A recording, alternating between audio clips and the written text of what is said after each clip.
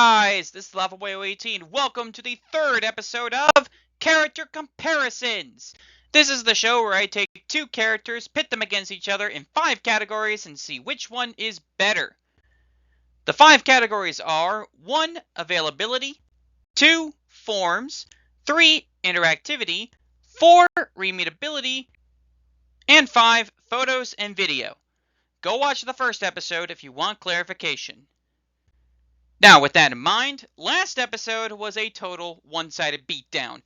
This time, however, is a total doozy. That's right, as this episode we're comparing the 2 most famous mice in the Disney lexicon.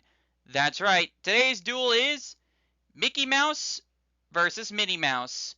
Strap yourselves in, grab some popcorn, let's do this. Number 1, availability. These 2 are the most available characters that you can meet, as they are seen everywhere. Mickey typically meets at 4 places in Walt Disney World: Town Square Theater in Magic Kingdom, Disney and Pixar Short Film Festival in Epcot, Red Carpet Dreams at Hollywood Studios, and Avengers Outpost in Animal Kingdom. A lot of times when Mickey is there, Minnie is with him. And they meet together in most of the restaurants too, such as Hollywood and Vine, but only for lunch and dinner, as breakfast is for Disney Junior, and at Chef Mickey's. However, there are 2 cases that it's not the case. For example, Minnie can be found at Pete's Silly Sideshow at the Magic Kingdom on the left, and on the right, World Showcase Gazebo at Epcot. Mickey cannot be found there.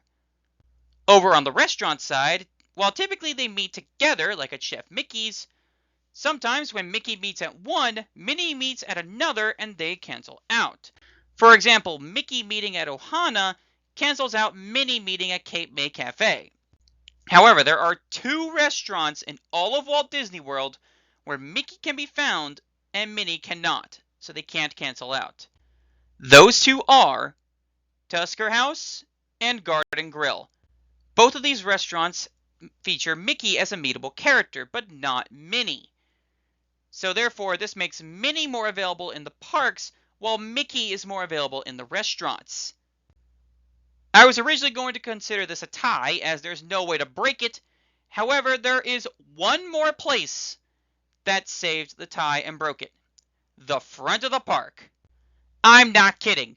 When Interventions, and therefore the character spot, closed in 2019, Mickey was moved into the Short Film Festival, while Minnie was moved into the World Showcase Gazebo, when it's not featuring special characters.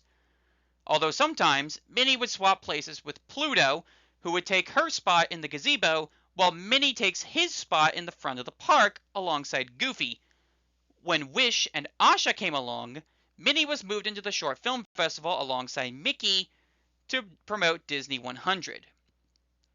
So with that in mind, the availability point goes to Minnie Mouse. Number 2, forms. These 2 have the most different variations of all the characters. Typically, when one of them gets a different form, the other one gets it too. For example, here they are in their Walt Disney World 50th anniversary forms. Here they are in their Disney 100 forms. Here they are in their classic Christmas green sweaters.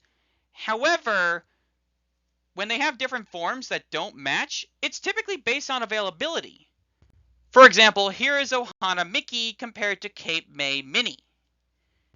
However, there is one special case that breaks it, and that is Talking Mickey.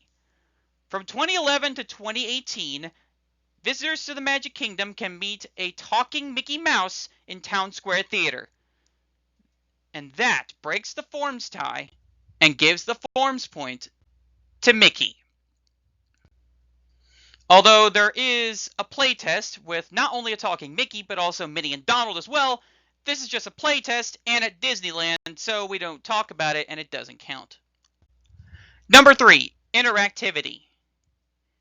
Now, this can vary wildly on whether you meet them together or separately, but the talking Mickey again wins this point, because the talking Mickey acts very similar to a face character, where he actually talks to you and therefore is more interactive than regular Mickey or Minnie. So therefore, the interactivity point goes to Mickey. Number 4, repeatability. This, I think, is where the talking Mickey falls flat on his face. If you want to get a different interaction from him, you need to put in more effort.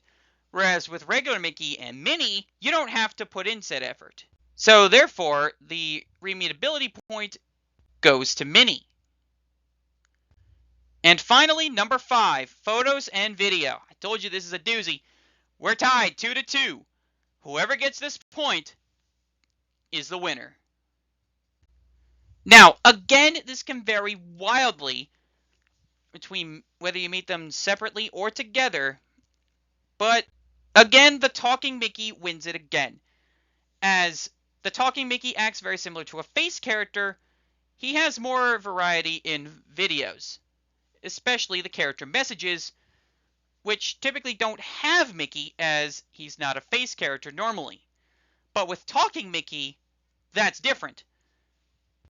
So with that, the photos and video point goes to Mickey, and therefore he wins this duel. Well, that does it, folks. Don't forget to like, comment, subscribe, and I'll see you in the next episode.